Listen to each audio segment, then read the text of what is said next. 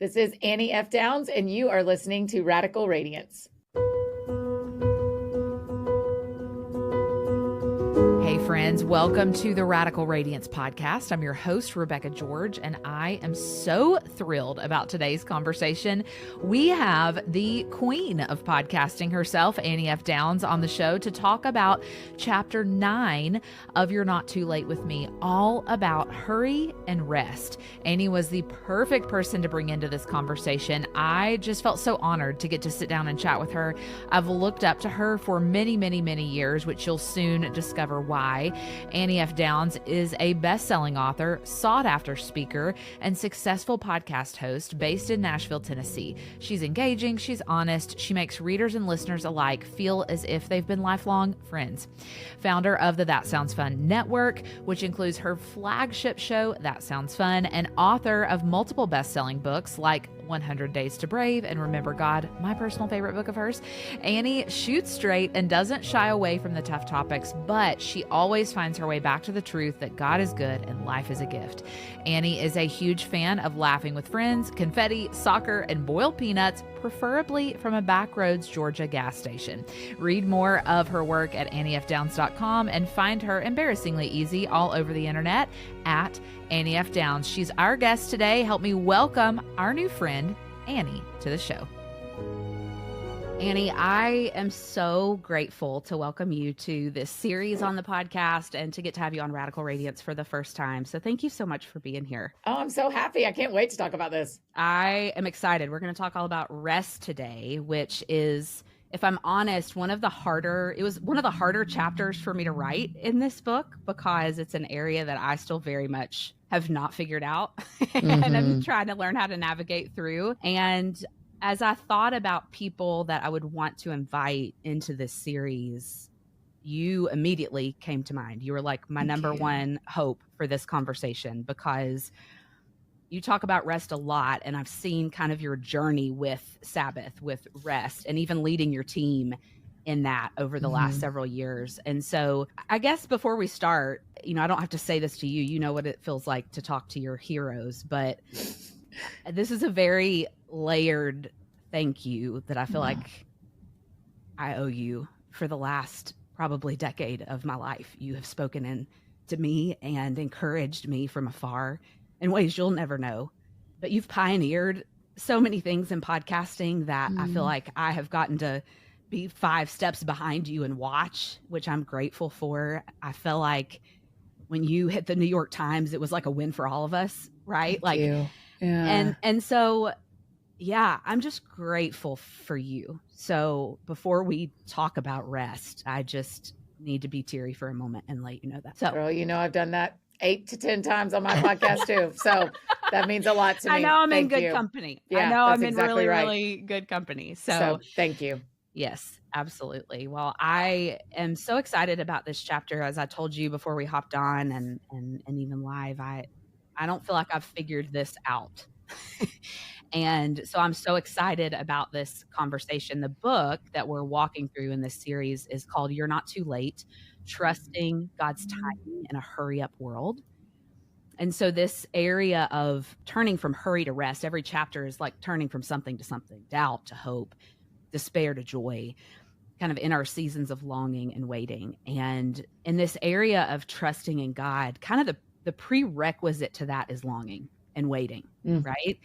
We wouldn't be trusting or hoping for something if we weren't longing for something. Yeah. And yet longing, I always say longing is no respecter of persons, right? We all experience seasons of that. And many times longing kind of leads to more longing, right?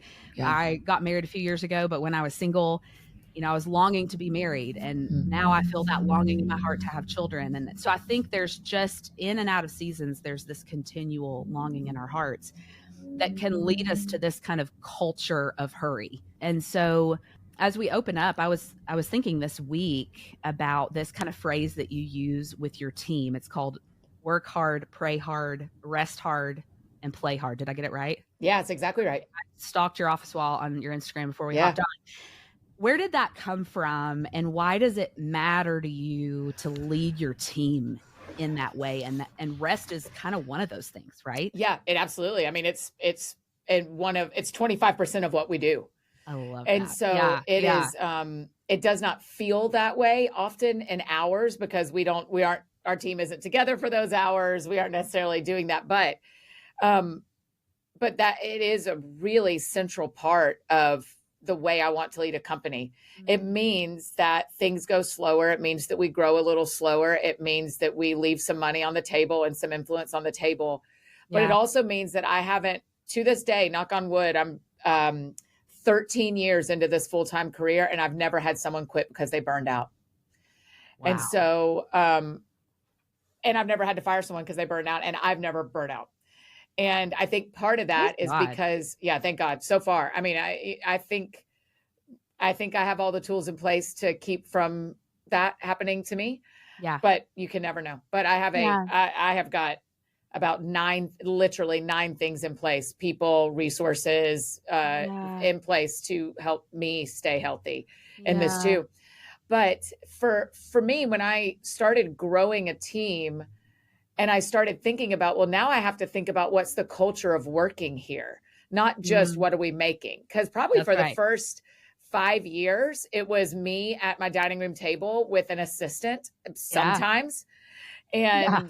and interns.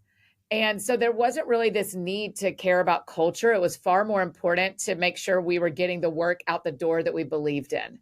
That's right. Yeah. But then when we moved into having, let me think, probably in 2019 is when we moved into this office.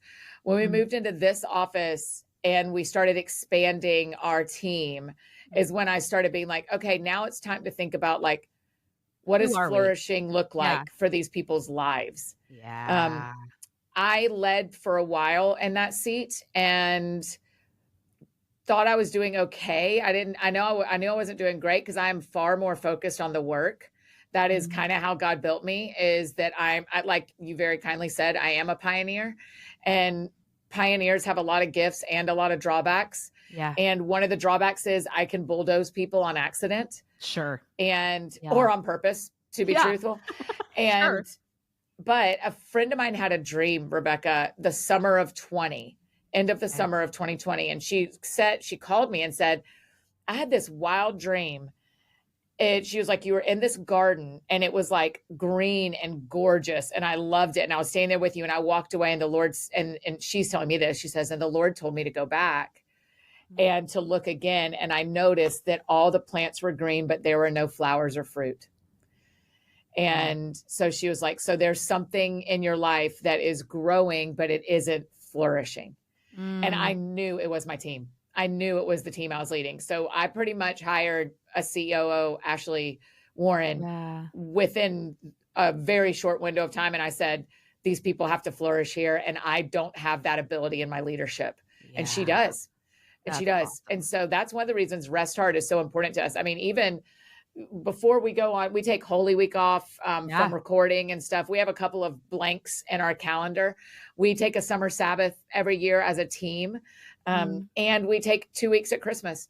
And before all of those breaks, probably 3 days before, we start asking, what do you need from anybody else on the team to make sure you get to be off when we're supposed to be off? So good. Because if someone's waiting on me to respond to an email, and because I respond on the Friday afternoon before break, they have to work on Monday. I have failed them in part of my leadership. Yeah. And so we check in about 3 days before to give everybody ample time of like, what do you need from each other to make sure you can rest when we're meant to rest? And we had an external partner request one of my team members to work over the Christmas break. And I said, I'm sorry, she's not available to do that. Like we Good just are, I am almost about it. Yeah. Yes. Yeah. Where I'm like, no, because I asked them to work so hard when we're working. I need them to rest so hard when we're resting. Ready to go deeper in your Bible study? Discover the brand new Church History Handbook, the latest addition to the elegant Holman Handbook series from Christian Standard Bible. This stunning full-color series includes the Old Testament Handbook, New Testament Handbook, and now the Church History Handbook, each packed with charts, maps, word studies, illustrations, and rich biblical insights. Crafted with premium cloth covers and sewn binding, they're built to last a lifetime and look beautiful on any coffee table. Start your deeper study today by visiting the link in the show notes. One of the best changes I've made to my morning routine lately is a simple one, but it's been a game changer. After my workouts, I've been making a shake with Previnex's Neurify Plus protein powder. I love the vanilla and their gut and greens superfoods. And y'all, it's so good. Not only does it taste great, but it actually keeps me full for hours and has made a huge difference in my recovery. I used to feel sluggish or sore longer after a tough workout, but now I'm bouncing back faster. And I know it's because I'm giving my body the fuel it actually needs. Neurify Plus is clean, plant-based, and packed with everything your body craves after a workout. Plus, it's super clean and free of all the weird stuff you don't want. If you want to give it a try, which I definitely encourage you to do, head to the link in the show notes and use the code Rebecca15 for 15% off your first order at Previnex.com. That's Previnex.com. I think you'll love it just as much as I do. So good. And so it really matters to me that we not ne'er the two shall meet where I come from. Yeah, that's right. I love that so much. And I wonder for somebody listening and they're like, okay, maybe I'm a little bit more at the kitchen table, still building my team. I resonate with that, frankly. I mean, I've been so encouraged. I miss it in a lot of days, just to be clear. Yeah, that's good to hear. Yeah. I mean, I so appreciate how you've just honestly shared over the years about, I may get the details wrong, but at one point you went back, was it a school supply store that you worked for, like while you were writing books? And to be able to pay my assistant. Yeah. I'm in the process of working myself out of that job. And it was my fourth book. Right? Just to remind you, it was my fourth book. It wasn't my first. Exactly. Yeah, exactly.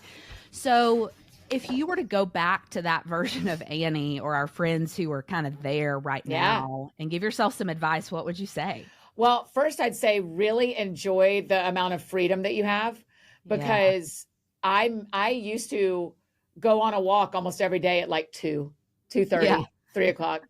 And now I'm 9 to 5 a lot of days, I mean, we have a full-time job.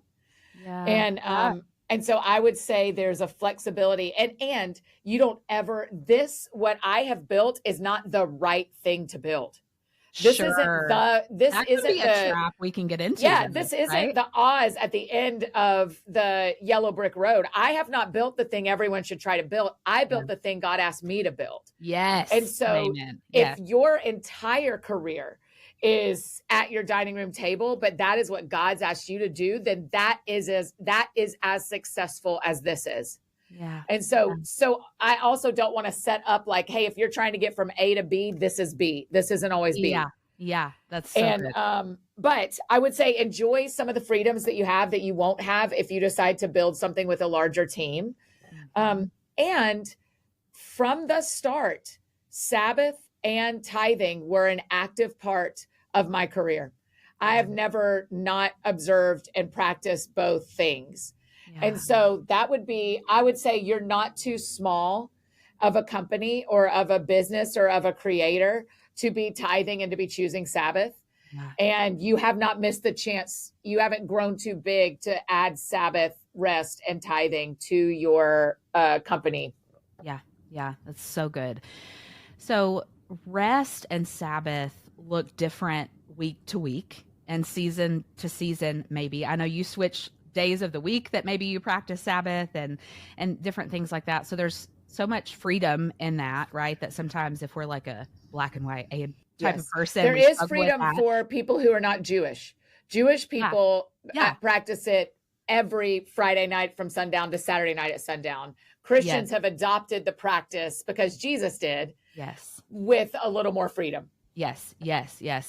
So what does that look like as it ebbs and flows for you? I would even imagine like life in Nashville, life in New York probably feels a lot different in terms of your rhythms. What does Yeah, that look that's like? right. Yeah. They actually they don't look super different. So I live part-time in Nashville, part-time in New York right now. And in a normal week where I am not traveling to speak at a conference or an event or a church, then it is Saturday.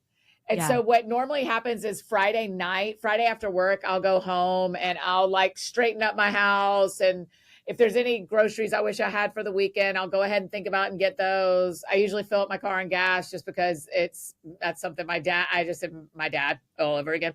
And so, like we're recording on a Friday and this afternoon, I've got to get gas. I've got to straighten out my house. Like I'm doing all of that today. And then one of the things, there are some real experts on Sabbath that you can point people to, like John Tyson talks about it a lot.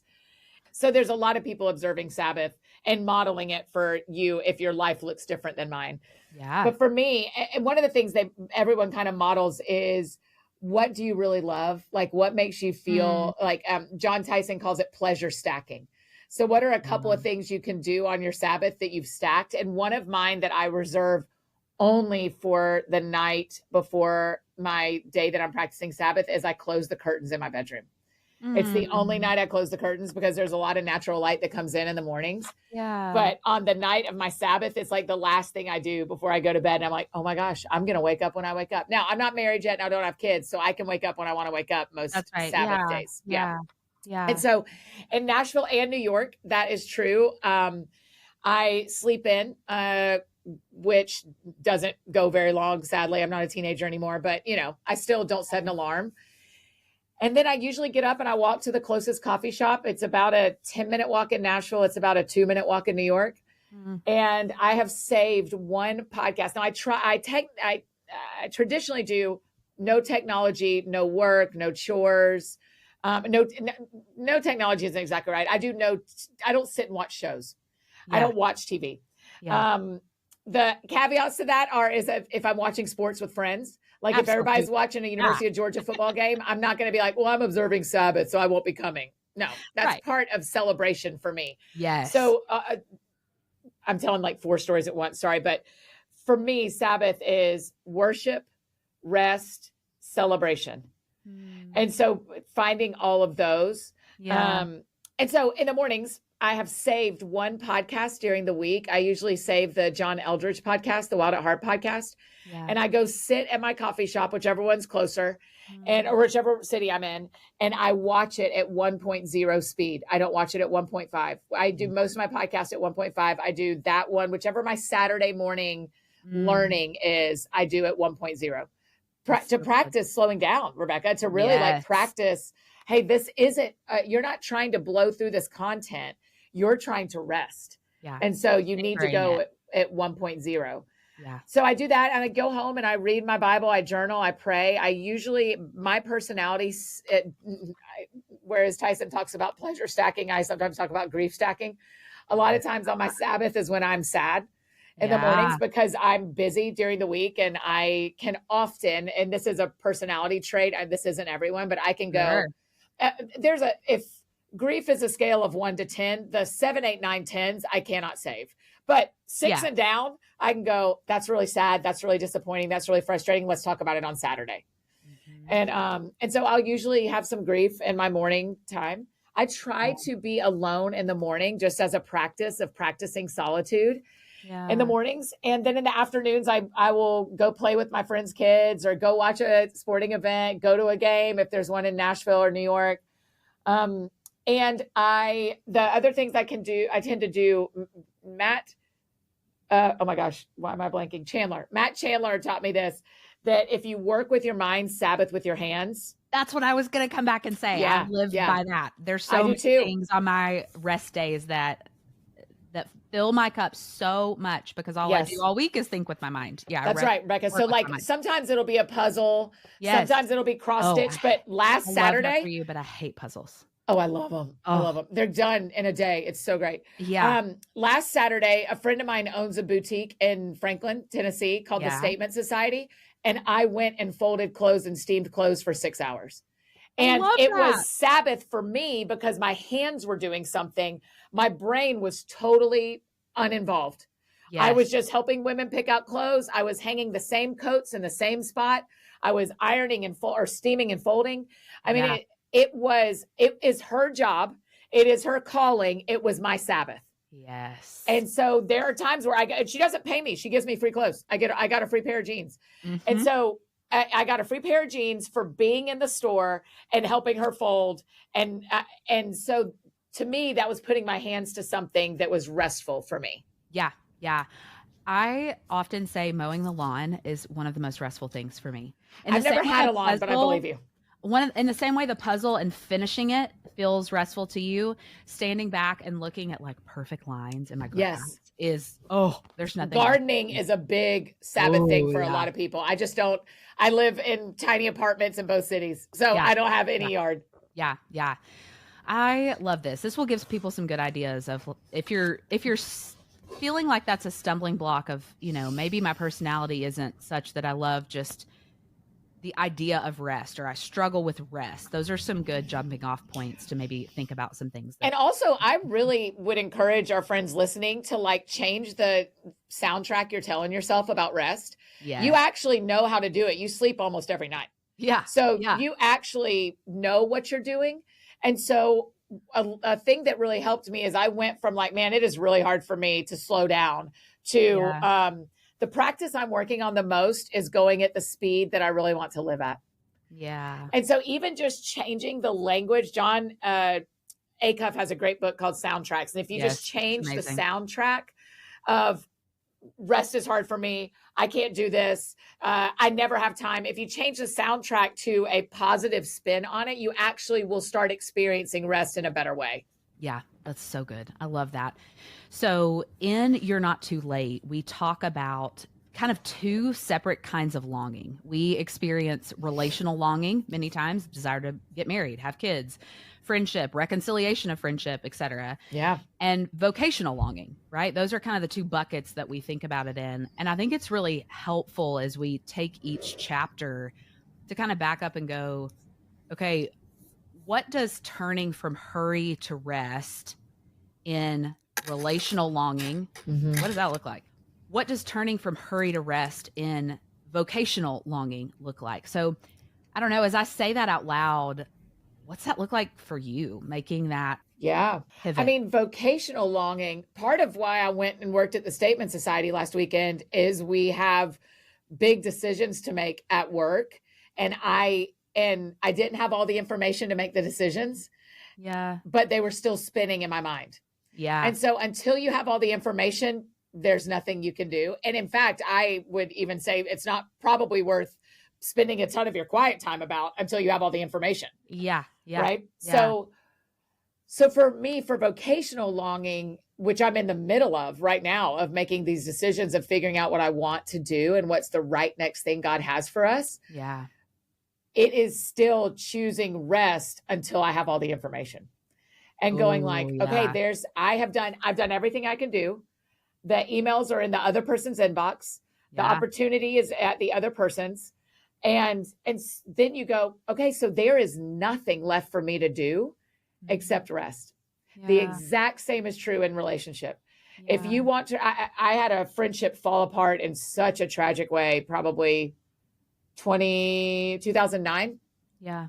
And it involved a breakup between two friends and who you ended up staying friends with after the breakup and how that affected all the other. I mean, it was just shrapnel everywhere. Yeah. And I tried a couple of times to restore friendship with one particular friend that had that I had lost in my other friend's breakup. Wasn't even my breakup. Yeah. And I remember trying one time. So that was 2009. I remember trying in 2011 because I lived in Scotland. And I remember trying while I was living in Scotland. And a pastor called me that was in both of our lives. And he said, I know you're trying and you've done everything you can do. You can let go now. Wow. And just trust the God. And what a gift that he gave you. What a gift. Right. I sobbed because I thought this means that the other friend called him and said, I want her to stop. Yeah. Okay. That's sad and that's hard. And I don't know where this person lives on the planet. We are not in a relationship at all. I don't know anything about their life so it has, to this day, nothing has fixed. And that was 14 years ago. Yeah. But I can rest in I did my part that I thought I was to do. Yeah. And then I was invited to rest. Yeah. Would I have decided that on my own at some point without a pastor getting involved? Hopefully. I think so. I'm not a stalker. I don't think it would have gotten weird. I think, and the same is true with breakups. When a breakup happens, you go like, okay, I'm not going to keep asking you if you want to hang out. Right. I'm going to rest. I'm going to rest from this. Yeah. And so in friendship and reforming a broken friendship, you do your part. Something they teach you at on-site, which is like a counseling intensive, is you can only do your side of the street. Woo! You can only clean your side of the street. And so have you done everything you can to be as healthy as possible, emotionally, spiritually, mentally, relationally, and physically? Yeah. If you've done everything you can, then your side of the street is clean. Yeah. And your side of the street. And then you say, I'd like to repair, or I'd like to try, or I'd like to be in a relationship. And then you just rest and go like, I've given everything I can give. In dating, what they call that is hot girl energy. Yeah. Yeah. Right? That's actually called hot girl energy, when the reality is it's just being confident that you've done everything you could do to be healthy in the relationship you want to be in. And you cannot control their side of the street or what they are doing. And so you rest. Yeah. You go on a date and you go home and hope you go on a date again and you rest. Yeah. You reach out and offer to pick somebody up from the airport, and then you do, and y'all go on a date and then you rest. I mean, like, you be fully you in dating and in marriage and in friendship and in mentorship, but you can only do your side of the street. Oh, and so the good. Rest comes when you realize I've done everything I can do. I've been as available as I can be. Yeah. And this other person gets to decide what they want. And the best truth for my friendship that never repaired, for dating relationships I want to be in, for my marriage someday, my favorite truth is that Revelation says the doors God opens, nobody can close. That's right. And the doors God closes, nobody can open. So you go like, well, if God wants to open that door of that friendship that ended 11 or 14 years ago, he'll open that door. Yeah. He has without my help. That's right. Without me doing anything. Yeah. I mean, that's the amazing thing for all of our single friends listening. You don't know the person you're going to marry today. You could meet them tomorrow. It only takes one meeting. Yeah. It only takes one meeting and one thing, and you're done. Yeah. And so all you can do is be healthy on your side of the street and show up as best you can show up. And no one's perfect, and you're not going to do it perfectly. But in the end, I mean, you can speak to this in your marriage, Rebecca. In the end, God opened that door, right? Like, that's nobody could have closed it. That's y'all weren't perfect, I assume. Absolutely not. But nobody could close the door that God opened for y'all. No, absolutely not. Yeah. God is just never in a hurry. And that's what, as you're talking, I kept thinking about. And I want to tell this story because I think it matters here. This week, I was thinking about that verse in 2 Peter where Peter says that with the Lord, one day is as 1,000 years, and 1,000 years is as one day, right? We literally never know what God is orchestrating behind the scenes in his timing that we may never know, or he may reveal to us. And this is probably one of the most significant to me stories I've been able to put on paper in a book yet. About 8 or 9 years ago, my husband's a big fly fisherman. We live right outside the Smokies, approximately an hour and 4 minutes away from the Gate of Dollywood. It's my favorite. Oh, lucky you. Yeah, we go all the time. And so big fly fisherman, loves to fish. And one day he went fishing on one of his favorite trails by himself and was just kind of having one of those, like, man, God, is it ever going to be my turn? He was a single lead pastor in his 40s when he married me. And he was on this trail. He fished. It was kind of a rainy, dreary day. He was on his way back down from the trail. And he said, I stopped at a bench along the way. There's a waterfall in the background. And I just sat and prayed for my future wife, not knowing who she'd be. And I stood up and I looked at the bench, and the Holy Spirit just prompted him to take a picture in faith, to go, okay, I trust you've given me this desire for marriage. One day I'm going to bring her back here and I'm going to show her this bench where I prayed for her. So fast forward many years, I go on a hike with a friend one day, similar moment, right? I've been a bridesmaid 12 times. I'm ready to be the one walking down an aisle in white. And I'm struggling with like, man, all my people are getting what I desire. How do I navigate this season well and trust God in it and hope for that still in the midst of my longing? So I'm wrestling with all that on the hike. And most of the hike, we talked a little bit, but we just prayed and walked silently and stopped along the way and took some photos like you do. And I did like a back bend on this little bench that I found along the way, took a picture, posted it on Instagram, forgot about it. You are lying to me. And so I start dating my husband. Oh my gosh. And he calls me one day and he said, Rebecca, I'm going to send you a couple of photos, but don't look at them. And are you sitting down? And I said, yes. So he told me the fishing story I just told you. Were y'all already engaged or were you just real serious? We were like picking out a ring the next time he came up. Got it. So he tells me that story. And then he goes, this morning, I was scrolling through your Instagram and I came across this photo. I clicked on it and something like in the deep recesses of my mind, it reminded me of this story, told me the fishing story. I dug back through all of my photos and Annie, hand to heaven, if God sent us in all of the Smoky Mountains, our favorite place in the entire world, by the way, sent us to the same trail on 2 separate moments to the same bench. Beautiful. To pray for one another, years apart. We could have never known. Like, do you own that bench now?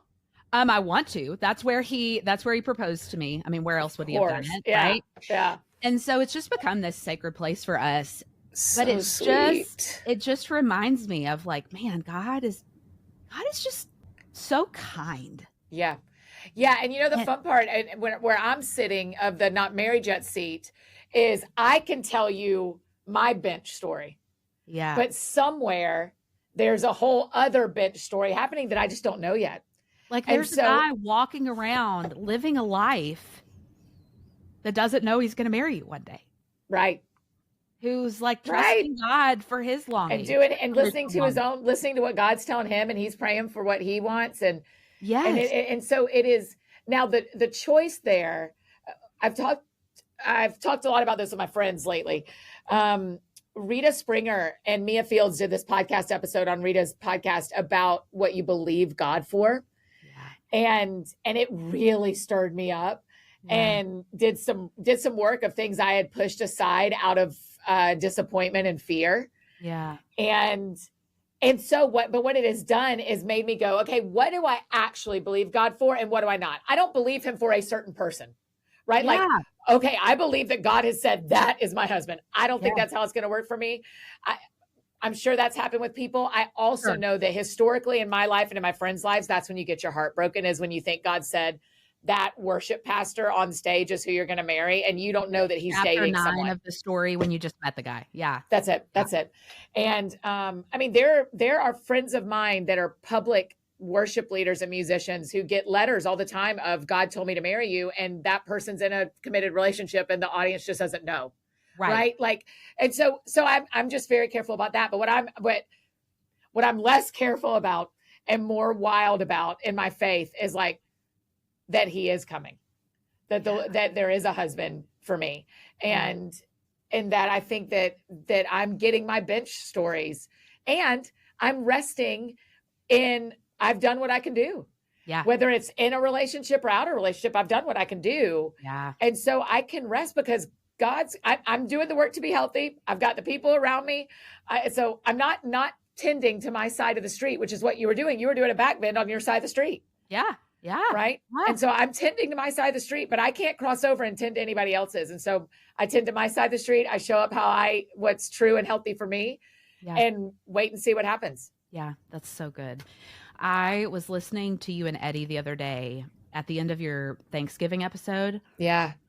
And you said something that felt so profound to me, and I resonated with it so much when he asked you what you were thankful for. And you said, myself.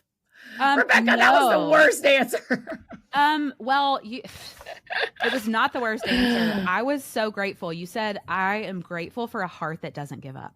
Yeah, I am. And that is feels true. Significant here, right? Yeah, like, right. relational But longing. then he was vocational like, longing, my whatever. family and food on the table. I was like, yeah, you're right. I'm grateful for that too. But on that day, I was really grateful, and I still am. You're right. And with 40 years of relational longing in my back pocket, I also am thankful that when a relationship ends, I don't hang up my towel and hang up my jersey and give up. That I will for a season, because you got to heal. But that's a my side of the street thing. Yeah. But I won't forever. Yeah. And so I'm like always grateful and this can be true when you lose a job, when you lose a friend, when you're betrayed by a friend and someone talks about you behind your back, you think, I'm never going to tell anybody anything ever again. Yeah. And then you go like, no, my heart is brave. My heart will go again. My heart may need to heal, but my heart is brave and will go again. Yeah, that's so, so, so good. I love that. Man, I feel like Eddie is a friend to me, and you're a friend to me through all those conversations. Also, we have the exact same philosophy on robes. You and I. Great. They're very important. They're so important. Here's the tip I want to add to you. Okay. Friends, go listen. We'll teach that episode for sure for people who want to go listen. I retire robes to become my self-tanner robes. Oh, yeah. How do you feel about that? Yeah. Self-tanner will really, I have a sheet that I put on the couch that I sit on once I'm done. And because I don't want to sit on my couch. I put on like a tank top and shorts and then just because it's always my armpits. They get sweaty. I hate it. It's the worst. But I have not thought about having a robe. It has no other function than just post. And I usually, I dye my own hair. I use Madison Reed, the stuff that doesn't have all the junk in it. Impressive. I do it myself. It's so easy. But I couple those two tasks. I don't love either one of them, but I'll put the self tanner on, put my hair, do my hair, then sit in it. So it's like I have both of them are kind of icky and sticky and whatever. But so I just do them together. Brilliant. And I always wear that robe. It hangs on the back of my door and it has no other purpose. So well done. That is good. Yeah. I'm going to retire. By the time people hear this, I will have a spray tan robe. I love it. Thank you for you so much. Yes. Okay. Well, I love this conversation so much. There's one question that I ask every one of my guests that comes on the Radical Radiance podcast. And this show really has a heart to help women see what it looks like to radiate the heart of Jesus in all we do, our life, our work, our relationships. It goes back to this verse in Psalm 34, verse 5. It says, those who look to him are radiant and their faces are never covered in shame. Never in shame. Yeah, that's right. And so the question I love asking my guests is, in this season of your life, what about Jesus as you look to him makes you radiant? Oh man, I never would have dreamed partnering with him would be this fun. Yeah. And I got to speak at an event last night. And as I was leaving, I was in the car just I spoke at a women's prison last night. Wow. And I just got in the car and I was just like, who gets to do this with you? Yeah. Who gets to read Psalm 23 over a room full of women who are incarcerated?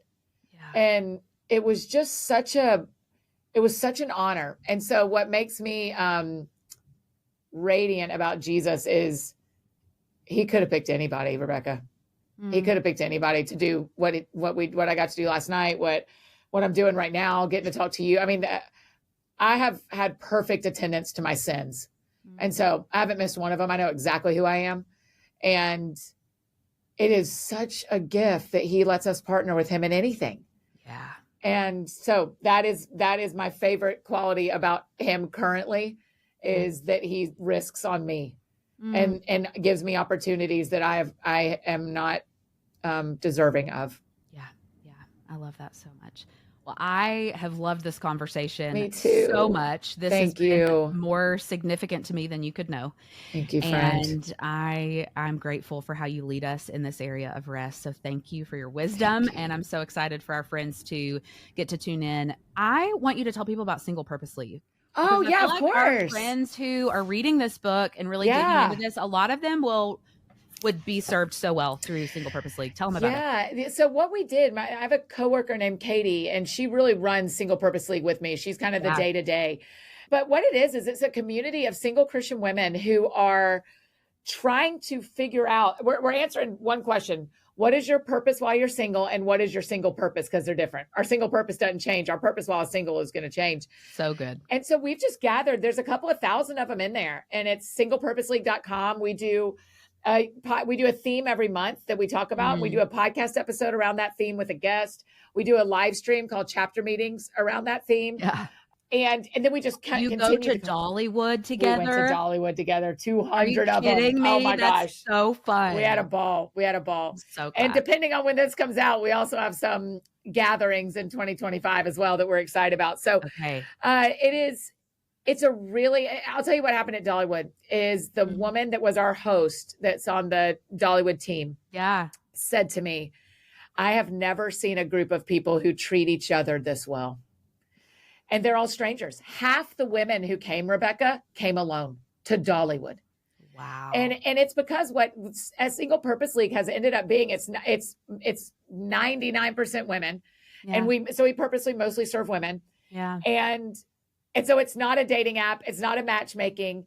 It is a place for community and growth. And they are really finding friendships where people think, excuse me, where people think, I'm the only 35-year-old single woman in my church.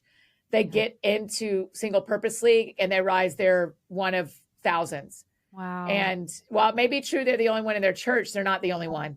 Yeah. And so it's been a really beautiful community that Katie and the SPL girls have built together. And I feel very lucky to be a part of it. That's so cool. I love it so much. Well, where can friends get in contact with you, read your books, all the things after they meet you here? Yeah. So I'm embarrassingly easy to find. You've heard me say it, Rebecca. I'm Annie F. Downs, F as in fancy. Annie F. Downs all over the place. And my podcast is called That Sounds Fun. This year we are doing That Sounds Fun, the seasons, where we are going through winter, spring, summer, and fall. And so every podcast episode is directly about the season we're in. And so I think it's going to be a really special year. Yeah, I think it's going to be great. So people are welcome to join us at That Sounds Fun too. I love it. Well, friend, thank you so much for being here. I'm so grateful for you. It's just an honor to host you. I feel the same. What an honor. Thank you for having me. Goodness, I hope you enjoyed that conversation with Annie F. Downs as much as I did. Go grab a copy of Annie's latest children's book, Where Did TJ Go? It is a book for kids on grief and loss. It is such a sweet find if you have a friend or family member who is walking through grief and trying to walk through that with a child. It is such a special resource. So go grab that. Go check out the rest of her work at Annie F. Downs and be back next week. We're going to be ending out our series on You're Not Too Late by talking about chapter 10, all about redirection and rejection. What does it look like to turn from rejection we may experience toward what God might be redirecting us to? It's a special conversation. You don't want to miss it. Be back next week and I'll chat with you then.